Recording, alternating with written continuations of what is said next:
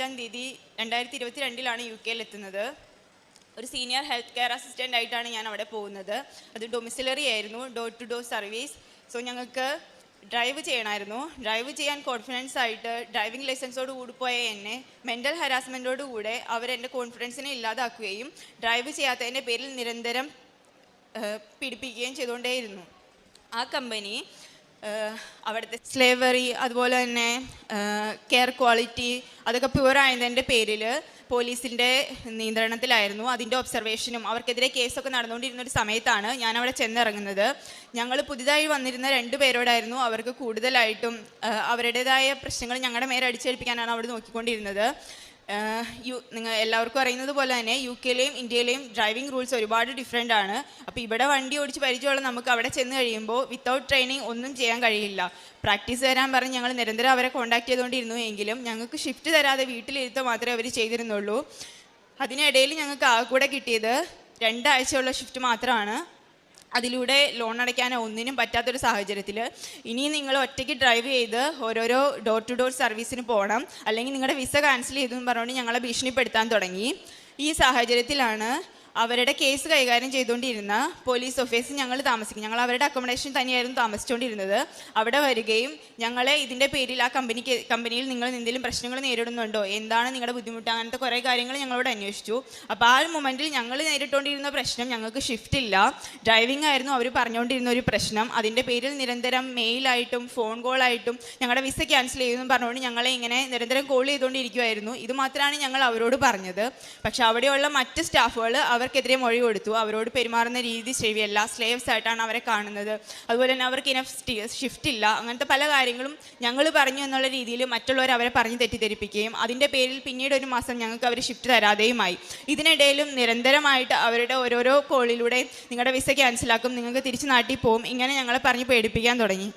ആ അവസരത്തിൽ അവിടെ ചെന്ന് 1.5 മാസം കഴിഞ്ഞ് ഒരു ദിവസം ഞങ്ങളുടെ അടുത്ത് ഞങ്ങൾക്ക് കോൾ ത്രൂ ഞങ്ങളെ അറിയിക്കുകയുണ്ടായിരുന്നു. 2 ദിവസം ഇന്ന് വിളിച്ചിട്ട് മറ്റന്നാൾ നീ ഈ റൂം നിങ്ങൾ വെക്കേറ്റ് ചെയ്യണം എന്ന് പറഞ്ഞു.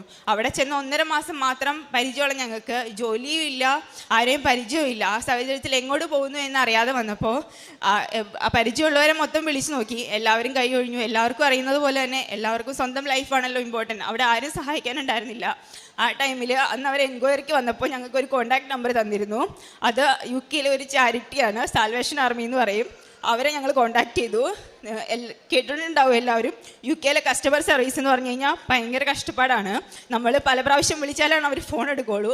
അങ്ങനെ നിരന്തരം കോൺടാക്ട് ചെയ്തുകൊണ്ടിരുന്ന് ഒരു 5 അവറിനുള്ളിൽ ഒരാൾ കോൾ എടുത്തു. ആ ആളോട് ഇതൊക്കെയാണ് ഞങ്ങളിവിടെ നേരിടുന്ന പ്രശ്നം, എന്ത് ചെയ്യണമെന്ന് അറിയില്ല, ഇവരിങ്ങനെ ഇറങ്ങാനാണ് പറഞ്ഞിരിക്കുന്നത്, ഇനി എന്താണെന്ന് അറിയത്തില്ല, നിങ്ങൾ വന്നപ്പോൾ ഞങ്ങൾ നിങ്ങളോട് റെസ്പോണ്ട് ചെയ്തു എന്നുള്ളതാണ് അവർ ഞങ്ങൾക്കെതിരെ ഇപ്പോൾ ഉന്നയിക്കുന്നത്, ഇനി ഇങ്ങോട്ട് പോകുന്നതാണെന്ന് അറിയില്ല എന്ന് അവരോട് പറഞ്ഞു. അങ്ങനെ അവർ പറഞ്ഞു, ഞങ്ങൾക്ക് നിങ്ങളെ അക്കോമഡേറ്റ് ചെയ്യാനുള്ള സൗകര്യമില്ല, നിങ്ങളെ പ്രൊട്ടക്റ്റ് ചെയ്യണം, പക്ഷെ ഞങ്ങൾക്ക് നിങ്ങളെ അക്കോമഡേറ്റ് ചെയ്യാനുള്ള സൗകര്യമില്ല എന്ന് പറഞ്ഞു. അങ്ങനെ അവർ കോൾ കട്ട് ചെയ്തു. അടുത്ത ആളെ വീണ്ടും ഞാൻ വിളിച്ചു. അവരോട് ഈ കാര്യങ്ങളെല്ലാം ഡിസ്ക്രൈബ് ചെയ്തു. അവസാനം ആ ആൾ പറഞ്ഞു ഓക്കെ വെയിറ്റ് ചെയ്യുമെന്നും പറഞ്ഞുകൊണ്ട് 1 അവർ കഴിഞ്ഞ് തിരിച്ചു വിളിച്ചിട്ട് ഏതെന്നില്ലാത്തൊരു സ്ഥലത്തേക്ക്, ഞാൻ നിൽക്കുന്നിടത്ത് നിന്ന് 5 അവർ എന്തോ വ്യത്യാസമുള്ള ഒരു സ്ഥലത്തേക്ക് ഒരു ക്യാബിൻ വാനിൽ എന്നെ കൊണ്ടുപോയി. എൻ്റെ കൂടെ ഉണ്ടായിരുന്ന ആൾ വേറെ സ്ഥലത്തേക്കും കൊണ്ടുപോയി. ആ സമയത്ത് ആ ക്യാബിൻ വാനിനുള്ളിലിരുന്ന് ശ്വാസം മുട്ടിക്കൊണ്ടിരുന്ന എനിക്ക് എങ്ങടാ ഞാൻ പോകുന്നതെന്ന് പോലും അറിയത്തില്ലായിരുന്നു. അവിടെ ചെന്നു 2 ദിവസത്തോളം ഫുഡ് പോലും ഉണ്ടായിരുന്നില്ല. 3ാമത്തെ ദിവസം അവരുടെ തന്നെ ഒരു സപ്പോർട്ട് വർക്കർ ഞങ്ങളെ എന്നെ കാണാൻ വന്നു. അവരെൻ്റെ ഡീറ്റെയിൽസൊക്കെ ചോദിച്ചു. അവരെ താമസിക്കുന്നതിന് ഒരു കോൺട്രാക്റ്റ് സൈൻ ചെയ്യിപ്പിച്ചു. എന്നിട്ട് അവരെൻ്റെ അക്കൗണ്ടിലേക്ക് അവിടുത്തെ ഒരു ചെറിയൊരു തുക ഇട്ടിട്ട് പറഞ്ഞു, ഇത് നിങ്ങൾക്ക് ഫുഡിനുള്ള പൈസയാണ്, നിങ്ങൾക്ക് പുറത്ത് പോയി സാധനങ്ങൾ വാങ്ങിച്ച്. അവിടെ ഒരു ചെറിയ കിച്ചൺ കാണിച്ചു തന്നു. അവിടെ കുറേ അന്തേവാസികളും ഉണ്ടായിരുന്നു. ശരിക്കും പറഞ്ഞു കഴിഞ്ഞാൽ അഭയാർത്ഥികൾ എന്ന് പറയും. അവിടെയുള്ളൊരു ഭൂരിഭാഗം ആഫ്രിക്കൻസ് ആണ്. നമ്മളെപ്പോലെ ഇന്ത്യക്കാർക്ക് ഏത് സമയം വേണമെങ്കിലും ഇന്ത്യയിലേക്ക് തിരിച്ചു വരാം. പക്ഷെ അവർക്ക് അങ്ങനെ പോകേണ്ട കാര്യമില്ല, എത്ര നാൾ വേണമെങ്കിലും അവർക്ക് അവിടെ താമസിക്കാം. അവരെന്നോട് പറഞ്ഞത് നീ ഉടനെ തന്നെ ഒരു ജോലി കണ്ടുപിടിക്കണം, ഞങ്ങൾ നിന്നെ സഹായിക്കാമെന്നുള്ള രീതിയിലായിരുന്നു. അങ്ങനെ അവിടെ നിന്ന് 2-3 ദിവസത്തേക്ക് ഒന്നും കഴിക്കാനോ ഞാൻ പുറത്തു പോയി ഫുഡ് വാങ്ങാനോ ഒന്നിനുള്ളൊരു മാനസികാവസ്ഥയായിരുന്നില്ല എനിക്ക്. അതിനുശേഷം ഞാൻ അവിടെ ചെന്നൊരു 3-4 ദിവസത്തിന് ശേഷം എന്നെ ഇവിടെ ഞാൻ വന്ന സമയത്ത് കോൺടാക്ട് ചെയ്തൊരു ഫ്രണ്ട്, ആ ടൈമിൽ അവൾ പറഞ്ഞത് അവളൊരു 5-6 മണിക്കൂർ എന്തോ ദൂരെയാണ് എന്നിൽ നിന്നാണ്. അവൾ എനിക്ക് മെസ്സേജ് അയച്ചു, നീ സുഖമായിട്ട് ഇരിക്കുന്നോ, എന്താ വിശേഷം എന്ന് ചോദിച്ചു. ഞാൻ പറഞ്ഞു എൻ്റെ അവസ്ഥ ഇപ്പം ഇതാണ്, ഞാനിവിടെ ഇന്നൊരു സ്ഥലത്താണെന്ന് പറഞ്ഞു. അവൾ എന്നോട് പറഞ്ഞു എൻ്റെ വീട് ഇവിടെ അടുത്താണ്, ജസ്റ്റ് 7 മിനിറ്റ് മാത്രമേ ഉള്ളൂ ഞാൻ നിൽക്കുന്നിടത്തേക്ക്. അങ്ങനെ അവൾ എന്നെ കാണാൻ വന്നു. അങ്ങനെ ഞാൻ എൻ്റെ കാര്യങ്ങളൊക്കെ പറഞ്ഞു. അവളുടെ മാക്സിമം ശ്രമിച്ചു എനിക്ക് വേണ്ടിയിട്ട്, ഒരു വിസയ്ക്ക് വേണ്ടിയിട്ട്. അങ്ങനെ അവസാനം ഒരു വാതിൽ എനിക്ക് വേണ്ടി തുറന്നു. അവളുടെ നാട്ടുകാരിയായ ഒരു ആൻറ്റി, ആ ആൻറ്റി അവരുടെ ഗ്രൂപ്പിൽ എല്ലാവരോടുമായിട്ട് അന്വേഷിച്ചു. ഇതിനിടയ്ക്ക് മൂന്നാമത്തെ ദിവസം, ഞാൻ അവിടെ ചെന്ന് മൂന്നാമത്തെ ദിവസം എൻ്റെ വീടിനടുത്തുള്ളൊരു ചേച്ചി എന്നെ വിളിച്ചു. അപ്പോൾ ഞാനിങ്ങനെ എൻ്റെ കാര്യം പറഞ്ഞു. വീട്ടിലോട്ട് ഞാൻ വിളിക്കാതെയായി, കാരണം അവരോട് എനിക്കിതൊന്നും പറയാൻ പറ്റില്ല. ലോൺ എടുത്തിട്ടാണ് ഞാൻ ഇവിടെ വന്നത്, അത് വലിയൊരു എമൗണ്ട് ആണ്. എൻ്റെ അച്ഛനും അമ്മയും സാധാരണക്കാരാണ്, പിന്നെ എൻ്റെ അനിയത്തി പഠിച്ചുകൊണ്ടിരിക്കുകയാണ്. അപ്പോൾ എനിക്കിത് അവരോടൊന്നും പറയാൻ പറ്റത്തില്ലായിരുന്നു. ഞാൻ ആരെയും വിളിക്കാതെയായി. ഒരിക്കൽ എന്നെ അവിടെ വീടിൻ്റെ അടുത്തുള്ളൊരു ചേച്ചി വിളിച്ചു. ആ ചേച്ചി ഇപ്പോൾ എൻ്റെ സങ്കടമൊക്കെ കേട്ടിട്ട് എന്നോട് പറഞ്ഞു, മോള് കൃപാസനം ഉടമ്പടി എടുത്ത് പ്രാർത്ഥിക്കുക, അത് ഓൺലൈനിൽ എടുക്കാൻ പറ്റും, ഞാൻ നിനക്കത് എങ്ങനെയാണെന്ന് പറഞ്ഞു തരാമെന്ന് പറഞ്ഞു. ആ സമയം വരെ കൃപാസനം എന്തെന്നോ ഈ അമ്മ എന്തെന്നോ ഒന്നും എനിക്കറിയില്ലായിരുന്നു. ആ ചേച്ചി പറഞ്ഞ ഇൻസ്ട്രക്ഷൻസ് അനുസരിച്ച് ഞാൻ ഓൺലൈൻ ഉടമ്പടി എടുത്തു. ആ ടൈം വരെ ഞാൻ യൂട്യൂബ് കയറി ചെക്ക് ചെയ്യുക ഒന്നും ചെയ്തിട്ടില്ല ഇത് എന്താണെന്നുള്ളത്. ഓൺലൈൻ ഉടമ്പടി എടുത്തതിന് ശേഷം ഞാൻ ആ നിയമങ്ങൾ വെച്ചു. അതിനുശേഷം ഞാൻ ആ ചേച്ചിയെ വിളിച്ചു. ഇനി എന്താ ഞാൻ ചെയ്യേണ്ടതെന്ന് ചോദിച്ചു. ആ ചേച്ചി പറഞ്ഞു, മോൾ യൂട്യൂബിൽ കയറി ഇങ്ങനെ സെർച്ച് ചെയ്യേ, അപ്പോൾ നിനക്ക് കൃപാസനം ഒഫീഷ്യൽ അക്കൗണ്ട് കാണാൻ പറ്റും. അതിന് സബ്സ്ക്രൈബ് ചെയ്ത് കഴിഞ്ഞ് കഴിയുമ്പോൾ നിനക്ക് അതിൻ്റെ നോട്ടിഫിക്കേഷൻ കാര്യങ്ങളൊക്കെ വരും, അപ്പോൾ നിനക്ക് മനസ്സിലാവും. ഞാനത് കുറേ ദിവസങ്ങളിരുന്ന് കണ്ടുപിടിച്ച് അന്നു മുതലേ ഞാൻ പ്രാർത്ഥിക്കാൻ തുടങ്ങി. അതിലൂടെ പ്രത്യക്ഷ പ്രാർത്ഥന ചൊല്ലി, ധ്യാനങ്ങൾ കേട്ട്, സാക്ഷ്യങ്ങൾ കേട്ട് ഞാൻ പ്രാർത്ഥിക്കാൻ തുടങ്ങി. അതിനുശേഷമാണ് എൻ്റെ ഫ്രണ്ട് എനിക്ക് മെസ്സേജ് അയക്കുന്നത്, അവൾ ഇത്ര അടുത്താണെന്നും പറഞ്ഞുകൊണ്ട്. അവരെന്നെ കാണാൻ വന്നു. അതുവഴി ഒരു ആൻറ്റിയെ പരിചയപ്പെട്ടു.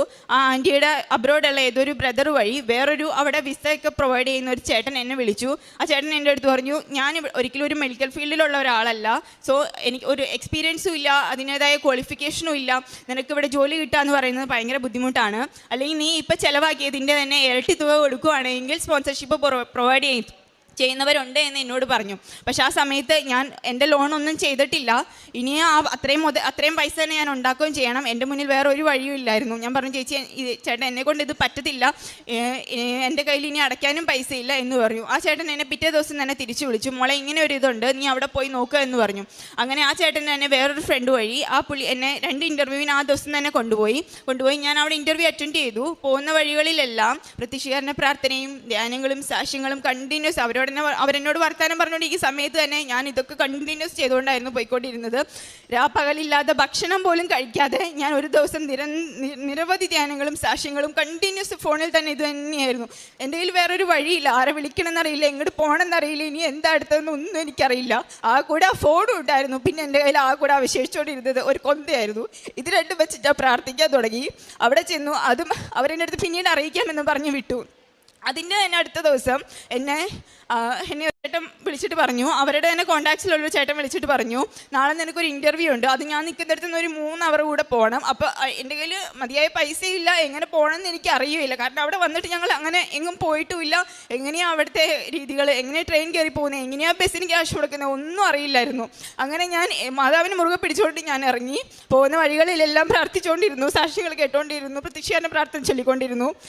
പിന്നീടാണ് ഞാൻ അറിയുന്നത് എന്നെ കൊണ്ടുപോയത് അവിടെ തന്നെ UK തന്നെ വിസ പ്രൊവൈഡ് ചെയ്യുന്നതും കെയർ ഹോമുകളുടെ സ്പോൺസർഷിപ്പ് പ്രൊവൈഡ് ചെയ്യുന്നതും പാർട്ട്ണറുമായ ഒരുപാട് കെയർ ഹോമിൻ്റെ ഉടമയായ ഒരു ചേട്ടൻ്റെ കൂടെയാണ് ഞാൻ പോയത്. എന്നോട് എൻ്റെ തന്നെ അച്ഛനെ പോലെ തന്നെ സംസാരിച്ചു, എനിക്ക് ഫുഡ് വാങ്ങിച്ചു തന്നു. ഞാൻ മെലിഞ്ഞിരിക്കുന്നതുകൊണ്ട് എന്നോട് ചോദിച്ചു, മോൾക്ക് പറ്റുമോ ഈ ഫീൽഡിൽ തുടരാനായിട്ട്? കാരണം കെയർ സെക്ടറിൽ നിൽക്കുന്നവർക്കൊക്കെ അറിയാം, അവർ മെൻ്റലി ചലഞ്ചിങ് ആണ്. നമ്മളെ ഉപദ്രവിക്കും.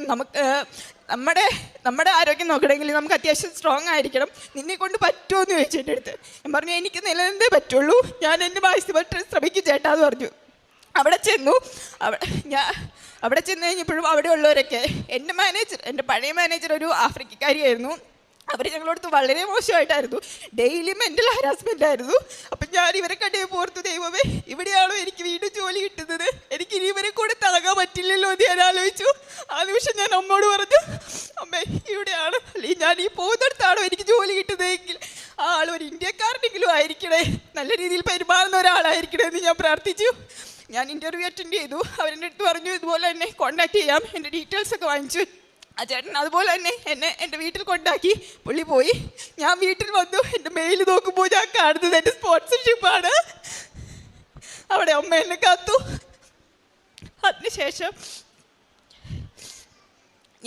അതിനുശേഷം ഒരു 10 ദിവസത്തെ ഇടവേളയിൽ ജനുവരി 1 എനിക്ക് സ്പോൺസർഷിപ്പ് വന്നു. അതിനുശേഷം 10 ദിവസത്തെ ഒരു ഇടവേളയിൽ ഞാൻ അവരുടെ തന്നെ കെയർ ഹോമിൻ്റെ അക്കോമഡേഷനിലിട്ട് എനിക്ക് സ്പോൺസർഷിപ്പായി എൻ്റെ വിസയുടെ കാര്യങ്ങളെല്ലാം പ്രൊസീജിയേഴ്സ് എല്ലാം നടന്നുകൊണ്ടിരുന്നു. അവരുടെ തന്നെ അക്കോമഡേഷനിലിട്ട് ചെന്നു. അപ്പം എന്നെ അവിടെ റിസീവ് ചെയ്യാൻ വന്നത് ഒരു മലയാളിയായ ഒരു മാനേജറായിരുന്നു.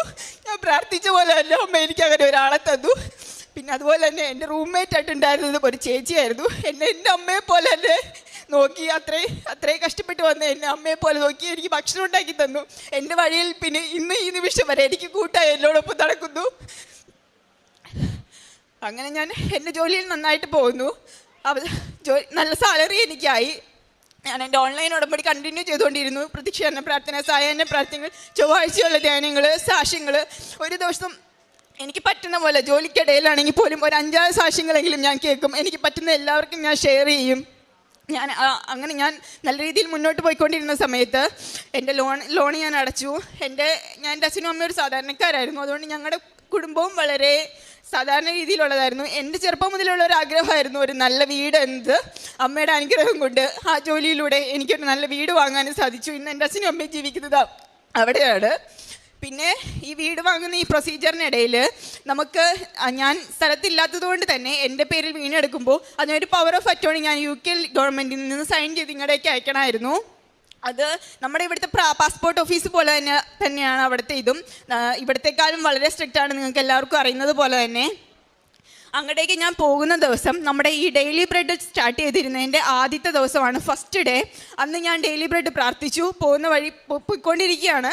അപ്പോൾ പോകുന്ന വഴിക്ക് നല്ല ട്രാഫിക് ഉണ്ടായിരുന്നു. എനിക്ക് ഞാൻ എടുത്തതിൽ വെച്ച് ഏറ്റവും ലാസ്റ്റത്തെ അപ്പോയിൻമെൻ്റ് ആയിരുന്നു അത് 10:15 പോകുന്ന വഴിക്ക് ഞാൻ വീട്ടിൽ നിന്ന് ഇറങ്ങി കുറച്ച് മൂവ് ചെയ്തു. അതിനുള്ളിൽ തന്നെ ട്രാഫിക്കിൽ പെട്ട് 10:15 ഓൾറെഡി ആയി. ഞാൻ അവിടെ ചെല്ലുന്നത് 1.5 മണിക്കൂർ ലേറ്റ് ആയിട്ടാണ്. ഞാൻ പോകുന്ന വഴിയിലെല്ലാം പ്രാർത്ഥിച്ചുകൊണ്ടിരുന്നു, ദൈവമേ എനിക്ക് അവിടെ എത്തിച്ചേരാൻ പറ്റണമേ. കാരണം ഞാൻ ഒരുപാട് റിക്വസ്റ്റ് ചെയ്തിട്ട് എനിക്ക് കിട്ടിയ ഒരു ഓഫാണ്.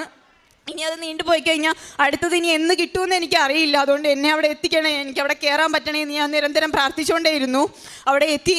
എന്നോട് അവർ ലേറ്റായത് എന്തിനാന്ന് പോലും ചോദിച്ചില്ല. അവർ ഇന്ത്യക്കാരൻ തന്നെയായിരുന്നു. അവരെന്നെ അകത്തേക്ക് കടത്തി വിടുത്തു. അവിടെ നിന്ന് എല്ലാവരും ഫിനിഷ് ചെയ്യുന്നതിന് മുന്നേ തന്നെ എല്ലാ കാര്യങ്ങളും ഫിനിഷ് ചെയ്ത് ഞാൻ പുറത്തിറങ്ങി. ഞാൻ ഇപ്പോഴും വിശ്വസിക്കുന്നു, അന്ന് ഞാൻ അച്ഛൻ്റെ ഉടമ്പടി ഡെയിലി ബ്രെഡ് പ്രാർത്ഥിച്ച് പോണ വഴിക്ക് ഫുൾ ഞാൻ ഇത് തന്നെ കേട്ടോണ്ടിരിക്കുമായിരുന്നു. പ്രത്യക്ഷീകരണ പ്രാർത്ഥനയും വിശ്വാസ പ്രമാണം ഇതെല്ലാം ചൊല്ലിക്കൊണ്ട് തന്നെ ഇരിക്കുമായിരുന്നു. എൻ്റെ കുറച്ച് വിശ്വാസം അമ്മ എന്നെ കാത്തത് തന്നെയാണെന്നാണ്. അത്ര കാമാണോ എന്ന് ചോദിച്ചാൽ അത്ര കാമല്ല, എന്നാലും കുറച്ച് കാമായിരുന്നു. പൊട്ടിത്തെറിച്ച് അതുപോലെ പൊട്ടിത്തെറിക്കുകയും ചെയ്യായിരുന്നു. ഈ ഉടമ്പടി എടുത്തതിന് ശേഷം എനിക്ക് എല്ലാവരോടും ഈസി ആയിട്ട് ക്ഷമിക്കാൻ പറ്റുന്നു. അതായത് അവൻ എന്ത് ചെയ്താലും അത് ഞാൻ അവരുടെ മാനസികാവസ്ഥ കണക്കാക്കാൻ തുടങ്ങി. അതായത് അങ്ങനെ ആയതുകൊണ്ടാണല്ലോ അതെന്നിൽ വന്ന് വലിയൊരു മാറ്റമായിട്ട് ഞാൻ കാണുന്നു. കൂടാതെ ഇന്നാണ് ഞാൻ UK വന്നിട്ട്, മിനിഞ്ഞാന്ന് ഞാൻ UK വന്നതാണ്. ഇന്ന് ഞാനിവിടെ വന്ന് തീർത്ഥാടന ഉടമ്പടി എടുത്തു.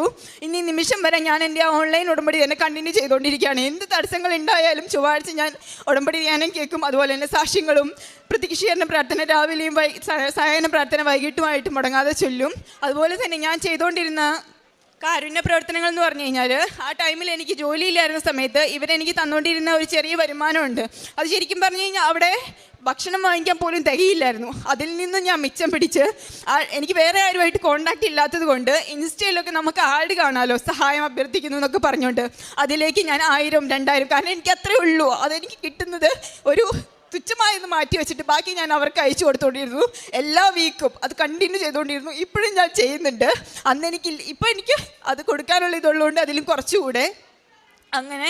പിന്നെ എന്നോട് ചോദിക്കുന്ന ആരാണെങ്കിലും അത് ആളുടെ അവസ്ഥ എങ്ങനെയാണെങ്കിലും എൻ്റെ കയ്യിലില്ലെങ്കിലും ആരുടെ കയ്യിൽ നിന്നാണെങ്കിലും വാങ്ങിച്ചു കൊടുക്കാൻ ഞാൻ തയ്യാറായിട്ടുണ്ട്.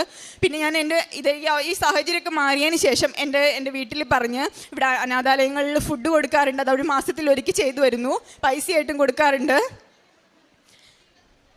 ഇന്ന് ഞാൻ ഇവിടെ വന്ന് തീർത്ഥാടന ഉടമ്പടി എടുത്തു. ഈ ഉടമ്പടിയിൽ തന്നെ ജീവിതകാലം മൊത്തം ജീവിക്കണം എന്നാണ് എൻ്റെ ആഗ്രഹം. എനിക്ക് ഇത്രയും നല്ല ഞാൻ മനുഷ്യനെ മാറ്റിയതിനും എനിക്ക് ഇത്രയും നല്ല സഹായം എന്നെ ഇതുപോലെ കൃപയിലൂടെ, അതുകൂടാതെ തന്നെ ഞാൻ മനസ്സിലാക്കിയെടുത്തോളം എൻ്റെ യോഗ്യതയിൽ എനിക്ക് എൻ്റെ യോഗ്യതയിലല്ല എനിക്കിതൊന്നും കിട്ടിയത്. ഞാൻ പറഞ്ഞ പോലെ തന്നെ ഞാൻ മെഡിക്കൽ ഫീൽഡല്ല. അതിലൂടെ മെഡിക്കൽ ഫീൽഡ് അല്ലാത്ത ഒരാൾക്ക് സീനിയർ കെയറായിട്ട് ജോലി കിട്ടുക എന്ന് പറഞ്ഞു കഴിഞ്ഞാൽ പോസിബിൾ അല്ലാത്ത കാര്യമാണ്. ഇതെല്ലാം ഈ ഓൺലൈൻ ഉടമ്പടിയിലൂടെയാണ് അമ്മ മാതാവ് എനിക്ക് സാധിച്ചു തന്നത്.